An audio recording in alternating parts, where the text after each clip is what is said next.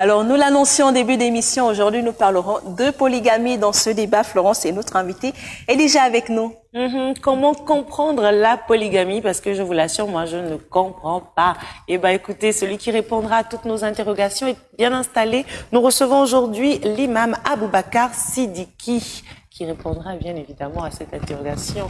Comprendre la polygamie selon l'islam, bien évidemment. Samba à vous et bienvenue. Bienvenue, Samba. Merci, Samba à vous aussi. La thématique me met déjà tout en émoi, je ne sais même pas pourquoi. Ah là là. Alors avec vous, on parle donc de la polygamie selon l'islam, comme on l'a annoncé à plusieurs reprises. Alors, pouvez-vous déjà revenir, s'il vous plaît, sur le principe général en ce qui concerne la polygamie? D'accord, merci beaucoup. La polygamie acceptée par l'islam et dans le Coran. Mais lorsqu'on veut parler de principe général, on va essayer de reculer un peu. D'abord, je vais dire ici que l'islam n'a pas inventé la polygamie. Ok. Et cette coutume est très ancienne et qui a été pratiquée dans toutes les civilisations humaines et cultures avant l'islam.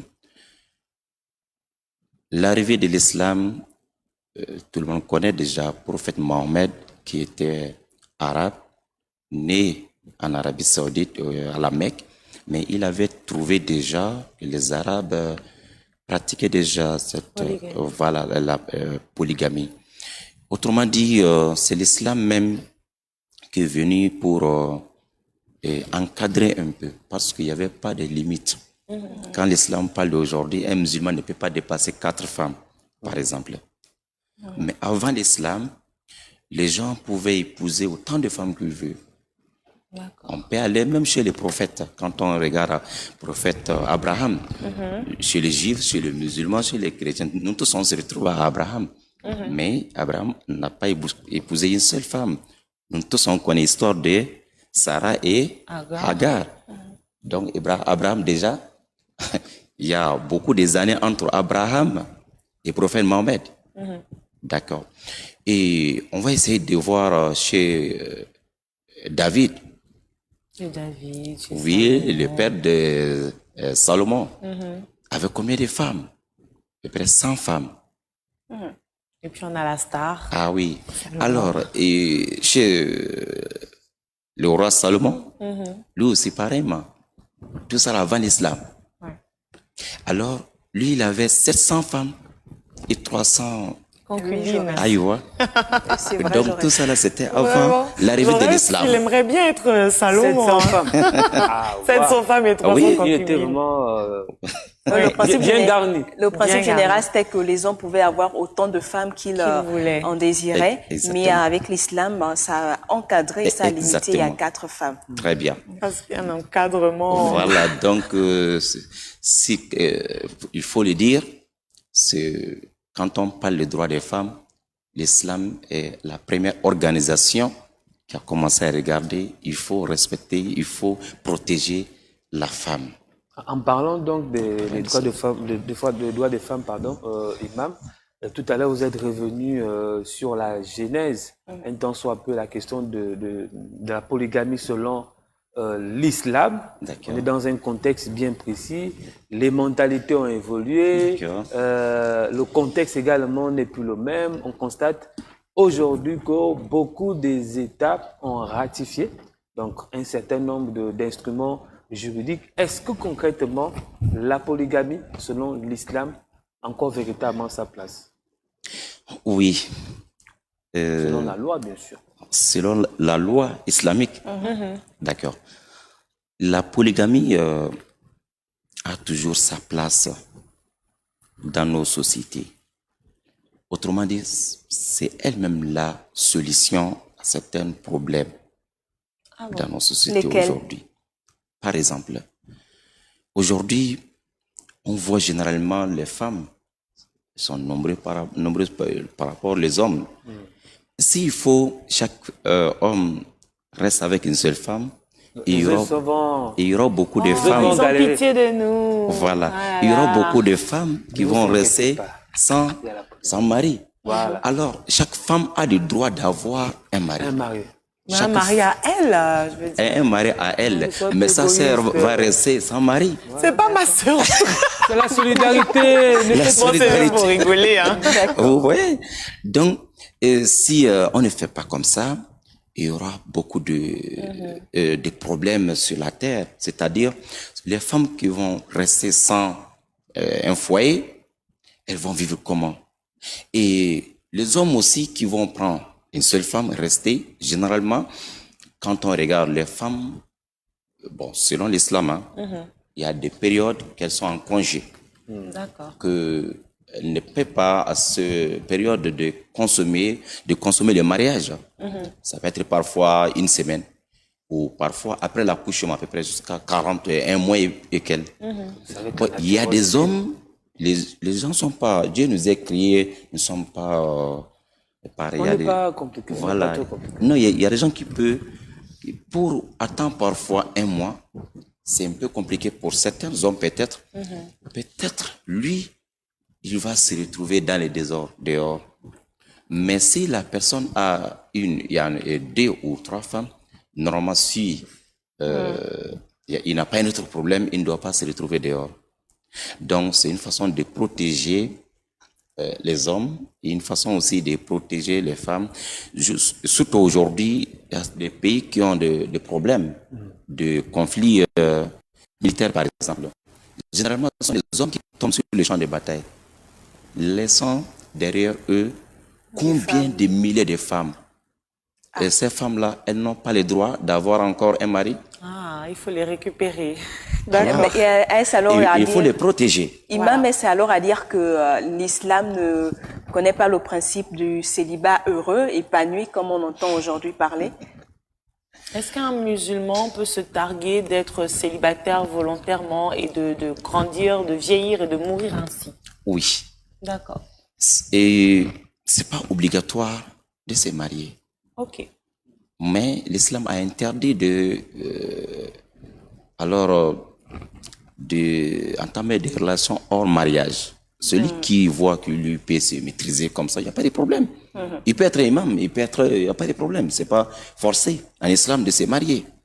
Et deuxième chose, même si on parle aussi de la polygamie d'islam, c'est vrai, le Coran, certes, il y a une sourate dans le Coran contient 114 sourates, il y a une sourate intitulée « Les femmes ».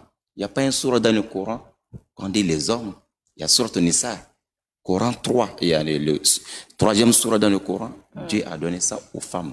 Le verset 3 de là-bas, on parle là-bas de la polygamie. D'accord. Quel est alors le rôle et la place de la femme dans l'islam, selon l'islam? Le rôle et la place de la femme. Est-ce juste d'être mariée et s'occuper de la famille, des enfants, ou peut-elle avoir un autre rôle dans la société? La femme a sa place dans la société et dans l'islam, encore a des rôles à jouer aussi dans l'islam. Et on va essayer d'aller voir première épouse de notre prophète et prophète bien-aimé, prophète Mohammed, que la paix d'Allah soit sur lui. Première femme qu'il a épousée, cette dame, Khadija. Quand on regarde la vie de cette dame, elle était une femme battante, une femme commerçante qui faisait le commerce entre l'Arabie Saoudite et jusqu'à Chami, qu'on appelle aujourd'hui la Syrie. Donc c'était une femme qui travaillait. Donc, dans la société, la femme, on n'interdit pas la femme de travailler. Et aussi, dans l'islam, la femme aussi, ça, à sa place. Avant l'islam, la femme n'avait pas de rôle à jouer, ni sa place, elle était toujours minimisée.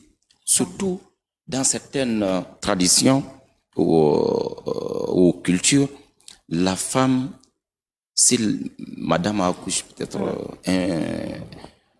une fille, parfois elle était enterrée vivante avant l'arrivée de l'islam. D'abord, il y avait ça aussi chez les Arabes. Il y a certaines civilisations aussi, Si le monsieur est décédé, la femme aussi, on va enterrer vivante avec son mari. L'islam est venu dire non, la femme a le droit comme l'homme de vivre. Encore, la femme dans l'islam, l'homme a la récompense lorsque l'on fait des adorations, le même récompense pour la femme. Et en même temps, la femme a des rôles aussi à jouer, aller apprendre, aussi enseigner. Il y avait une épouse du prophète Aïcha. Les compagnons venaient apprendre avec elle. Elle a mémorisé plus de 2000 et quelques de hadiths, de la parole du prophète. Les hommes, les grands compagnons venaient aussi auprès d'elle pour venir apprendre la religion. D'accord. Donc la femme a vraiment une place. Oui, exactement. Ce qui, parfois, on a l'impression que ce n'est pas le cas. Jaurès, tu as une question? Bien évidemment, j'ai toujours plein de questions comme ça à poser à l'imam. Est-ce que le chiffre 4 a un symbole particulier selon l'islam? Ok, avant d'arriver là, permettez-moi, parce que nous sommes au Gabon, le rôle et la place de la femme. Le Conseil supérieur des affaires islamiques du Gabon, il y a la direction des enseignements privés islamiques au Gabon, dirigée par une femme. D'accord, très bien. Oui, et aussi au Conseil, il y a aussi la commission féminine, dirigée toujours par une femme. Donc, sans retarder votre question, chiffre 4. Donc, en islam, selon l'islam, l'homme devrait avoir 4 femmes. 4 femmes. Pourquoi avoir choisi le chiffre 4? Le chiffre 4. Est-ce qu'il y a un symbole derrière ce chiffre-là? Et pourquoi déjà accepter la polygamie? C'est vrai que vous avez répondu à cette question de manière implicite en disant c'est quelque chose qui existe plusieurs années. Là, nous sommes plus dans les années 1400, 1500, nous sommes aujourd'hui en 2022. Est-ce que l'approche est toujours la même aujourd'hui? D'abord, chiffre 4,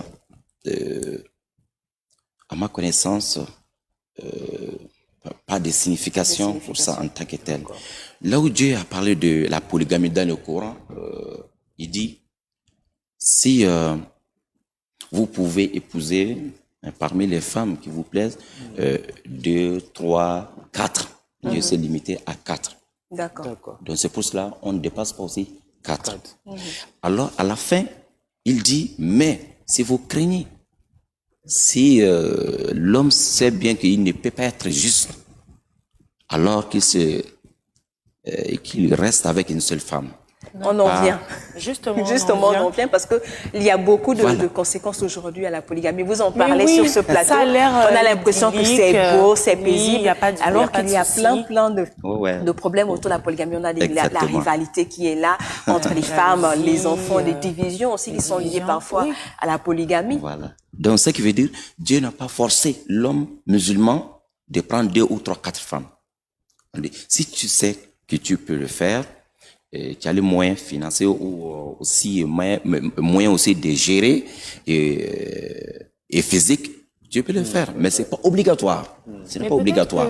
Mais, oui. Si sans vouloir vous interrompre, peut-être qu'un musulman qui se respecte se dit que s'il n'a qu'une seule femme, il sera pas un vrai homme au milieu de vous qui en avez 3, 4. Est-ce qu'il y a certains, par exemple, là maintenant on va un peu être factuel, tenir compte des contextes, nos réalités. Est-ce qu'il y a certains autour de vous, au sein de votre communauté, qui remarquent mais mon voisin là, Ibrahim, il a 5 femmes, Ali a 3 femmes, moi je n'ai qu'une seule femme. Après, il se sent un peu inférieur par rapport aux autres. Et il veut en faire autant. Il veut en faire autant. C'est-à-dire qu'il veut suivre juste la cadence.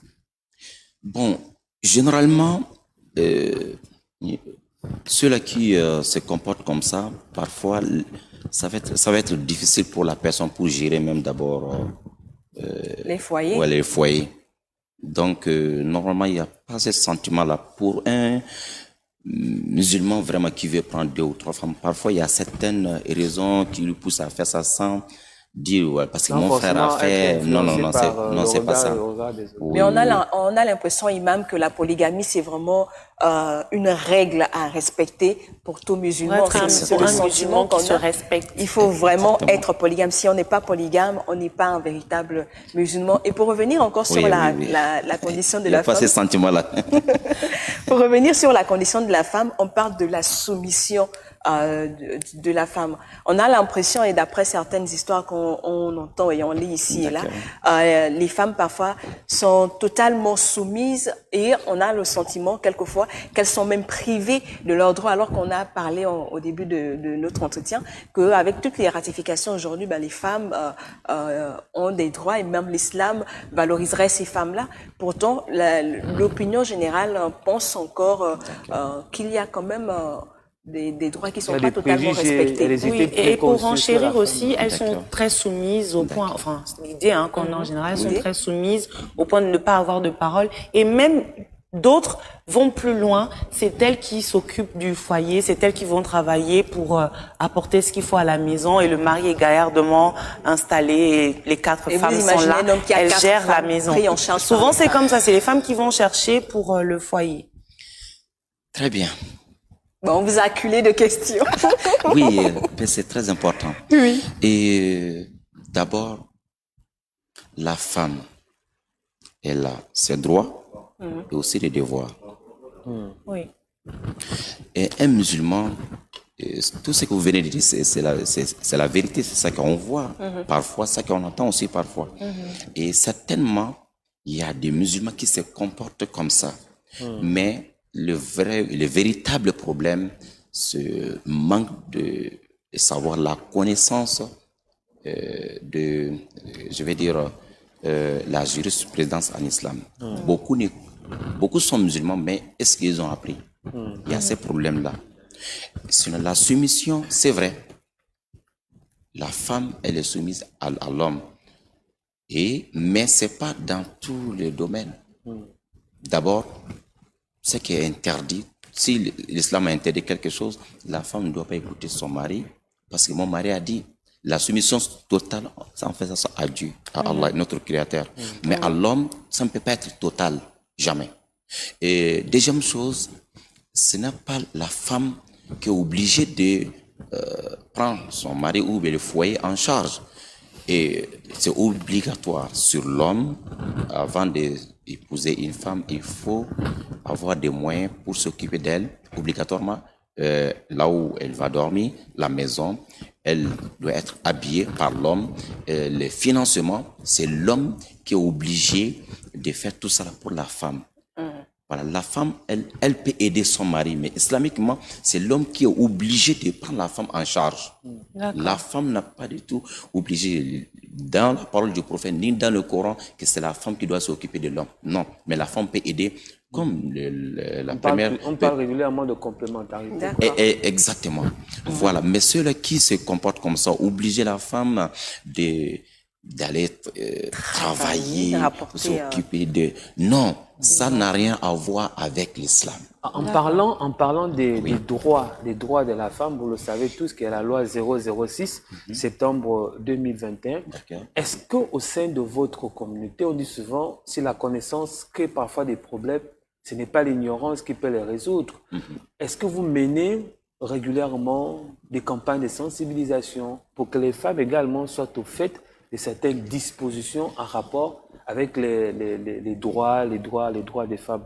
Parce que même dans la société gabonaise, de manière générale, d'autres communautés, il y en a qui ne savent pas qu'en fait, il y a des dispositions qui existent, qu'elles peuvent faire recours à cela au cas où, bien évidemment, elles sont victimes, entre guillemets, de violence.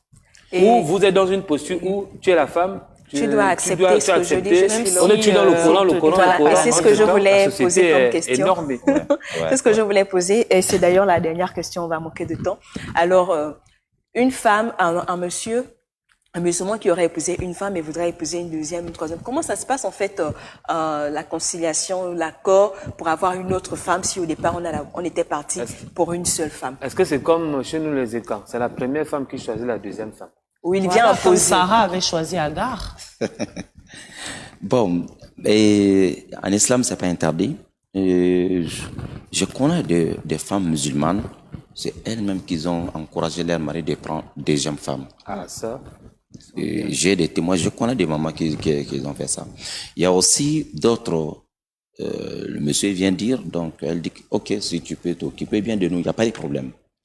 Il y a d'autres aussi, on connaît, ça c'est généralement d'abord, ça chauffe d'abord, après le monsieur va essayer de calmer, bon, parfois. Bon, est-ce qu'il calme vraiment ou il impose son autorité? Il y a d'autres. Il y a d'autres aussi exactement. Il y a d'autres même, ils vont d'abord aller épouser des gens ou trois jeunes femmes avant de venir dire à la première femme que je viens de dire. Donc parfois, ça mène de sérieux problèmes. C'est qu'on conseille nos sensibilisations, le Conseil supérieur des affaires islamiques du Gabon a tout fait pour avoir de la radio et télé islamique aujourd'hui, Nour TV, Radio Nour. Oui, c'est vrai, il y a beaucoup de... Voilà, donc on fait des émissions là-bas, bon. C'est pas pour faire la publicité, mais c'est une façon de dire qu'on est en train de faire des sensibilisations nuit et jour à travers la radio et la télévision islamique au Gabon. Et dans nos mosquées, toujours pour sensibiliser à nos frères musulmans et les droits et les devoirs. Vous avez dit, il y a des hommes qui pensent que c'est l'homme seulement qui a les droits, que la femme n'a pas les droits. Non, l'homme a les droits et les devoirs. La femme aussi, pareillement, c'est ça que le Coran nous dit. Et si on regarde tout ça là, beaucoup, ils ont des problèmes dans leur famille parce que ils ne connaissent pas parfois comment se comporter avec ces femmes. Normalement, c'est conseillé par respect, de parler d'abord avec ta première femme ou deuxième, vous allez trouver d'abord la solution.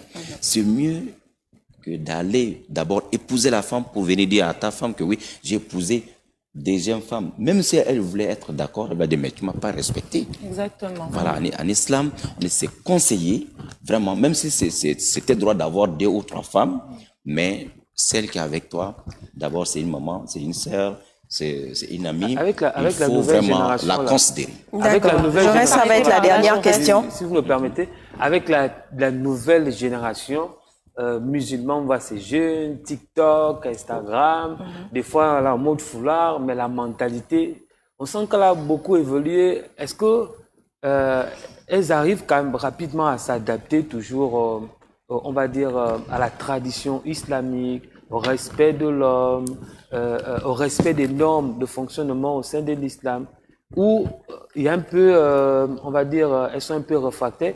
Qu'est-ce que vous faites régulièrement pour permettre à ce que la nouvelle génération actuelle reste toujours ancrée dans ce mode de fonctionnement?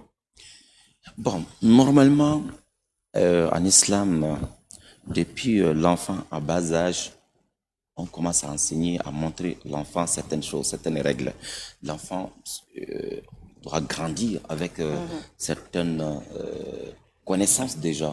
Et lorsque l'enfant arrive à 7 ans, 10 ans, et l'enfant voit ce que le parent dit, l'enfant en train d'écouter, en train d'apprendre, forcément, avant d'arriver à peut-être 20 ans, l'enfant a déjà beaucoup de choses, il connaît déjà beaucoup de choses. Si c'est une fille, par exemple, qu'elle part au mariage, son mari va continuer normalement, et c'est son rôle aussi de continuer à sensibiliser, montrer tout ce qu'il faut pour la société et pour la religion. Donc, l'homme doit continuer à aider sa femme à maîtriser beaucoup de choses. On sait certainement, avec les réseaux sociaux aujourd'hui, beaucoup de familles, beaucoup de parents, beaucoup ils ont déjà démissionné de leur rôle. Ça fait en sorte que c'est les réseaux sociaux qui sont en train d'éduquer beaucoup de nos enfants aujourd'hui à la place des parents. C'est ça qui cause les problèmes. Sinon, si les parents vraiment s'occupent normalement de leurs enfants comme on a vu dans nos villages, hein? Voilà, les parents s'occupent normalement des enfants et on ne doit pas faire ça, on doit faire ça. Mais aujourd'hui, c'est les réseaux sociaux qui doivent éduquer l'enfant. Un enfant comme ça, quand tu vas épouser, amener à la famille, vraiment pour la sensibiliser, ça va être vraiment difficile. Pour s'adapter, ça va être compliqué. Mais tout commence normalement à bas âge. D'accord. Merci. Oui, je pense qu'on a bien compris. On avait énormément d'autres questions. Malheureusement, le temps file à toute allure. Merci beaucoup à vous. On le rappelle, on était avec notre imam de cette matinée. C'est l'imam Aboubakar Sidiki, avec qui nous avons parlé de la notion de polygamie selon l'islam. On va le raccompagner, peut-être juste derrière, lire quelques réactions des sambaïstes qui aiment bien m'embêter.